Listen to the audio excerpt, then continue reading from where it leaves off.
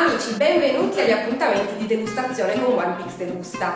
Oggi abbiamo Nalboni 2012, un rosso dell'azienda Biduni che si trova a Vadesi, fronte al Parco dell'Asinara, con le sue bellissime vigne che crescono sul livello del mare in terreni sabbiosi. Questo è un rosso IGT Isola dei Nuraghi, Sardegna, e siamo veramente curiosi di scoprire come questa nuova azienda abbia lavorato in questi anni migliorando la sua qualità e soprattutto conferendo un'identità tipicamente mediterranea ai suoi prodotti, e siamo proprio curiosi di scoprire se Nalboni ce l'ha. Andiamo!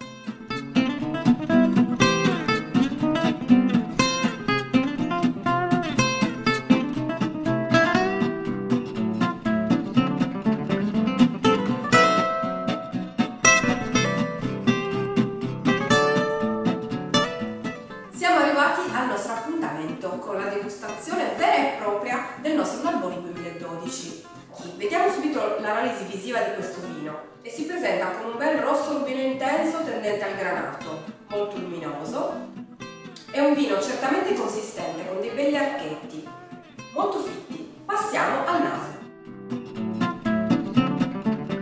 Presenta certamente con una buona intensità, abbastanza complesso, con delle note di piccoli frutti rossi, anche frutti a bacca nera, come per esempio il mirtillo, che si distingue un pochino più degli altri, e poi certamente arriva inebriante questa nota mediterranea, questo maestrale che ci porta proprio al naso l'odore del lentischio della macchia mediterranea in generale, ma anche un legno di ginepro.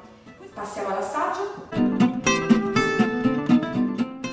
In bocca è certamente caldo, secco, è un vino di corpo, è un vino che mantiene un'ottima freschezza. È stato menzionato dalla guida del Gambero Rosso come uno di quei vini con migliore qualità-prezzo, per cui vi invitiamo a provarlo e a condividere la sua degustazione con Winepix.